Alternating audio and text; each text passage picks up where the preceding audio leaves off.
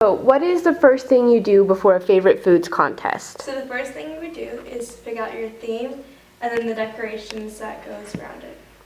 So can you explain your table to me and what type of a theme you have? So I have a day at the lake kind of theme. So we went to Michael's and we just found whatever decor that went along with the theme. So we found the sailboat and these lights. And then in the crafts area, we found these to make a banner. So I just put them across my table, and also these little flags, so to give it more color. And then this part we found also at Michael's, and it just fit the theme. And then the plate and the bowls we already had.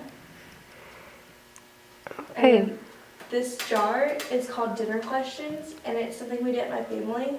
And inside it has like fish and swimming related questions that you can ask as a dinner conversation starter. What type of food goes with your theme, the day at the lake? So my food is fish tacos, and then I also have seasoned corn, and my dessert is a strawberry pound cake. Okay.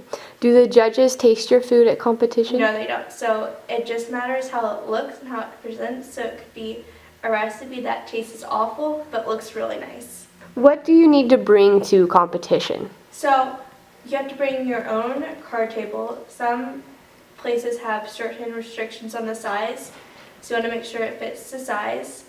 And then also all your decor, and make sure you have a tablecloth that fits your theme. And then your recipe card and your menu on the back. What types of questions do the judge ask you at competition? So they will ask you what brought you to your theme, how you set up your forks. This is a big important part. If it's set up for how many courses you have, or if it fits the food you're eating, and why. They'll ask you different parts about your table, and then nutrition facts about your meal. They'll ask you about how you came to your theme, the nutrition value on not only your fish, your main item, but also on other things in your menu and how it relates to the My Plate. And then you have to explain your table for them. So you have to tell them what each plate or dish is for, and make sure that it's necessary and it's not just something extra. Explain why you put your silverware the way you need to put it. So if you were going to have a dessert afterwards, or if it was a dessert, your fork would be at the head of your plate, so that means you save it for later. And then you also would explain why you picked the different decor items. How do you come up with themes? So this theme started with the food. My aunt had this recipe for these fish tacos, and they looked really good. So, and the way we did the fish tacos is that instead of them being in a taco shell, they were in this like boat fish kind of shell. So we went with the fish boat theme. And then in the past I've done a Valentine's Day theme because the competition was on Valentine's Day. I did a Mother's Day theme, and then also just themes around the food. And some people in the past, they have brought a picnic bench that matches their theme because it was a picnic in the park. And they had like a Subway sandwich kind of dip-dye bread, and it was really cool. So things like that.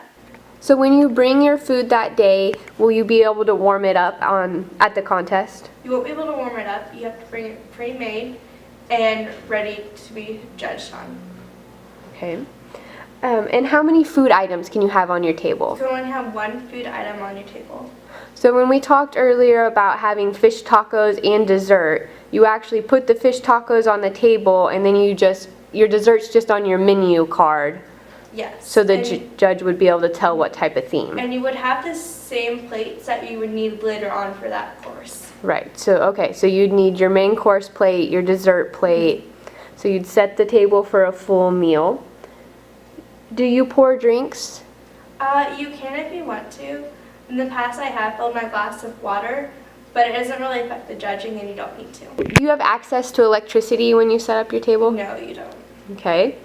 Are you allowed to light candles or anything like that on your table? No, everything, if you want to have a candle, has to be battery rated operated. So you don't need to go out and buy all new things for favorite foods. In years past, I've just done it with things around the house that I've had. And if you do favorite foods year after year, you don't need to buy a new table either. Depending on how your judge likes your table, you'll get a purple, blue, or red ribbon. And then you wait until the day is over and the judge says you can take your table down. Will you get the opportunity to walk around and look at other people's tables after the competition? Yes, and if it's before the competition and the judging hasn't started, you also can go around and look.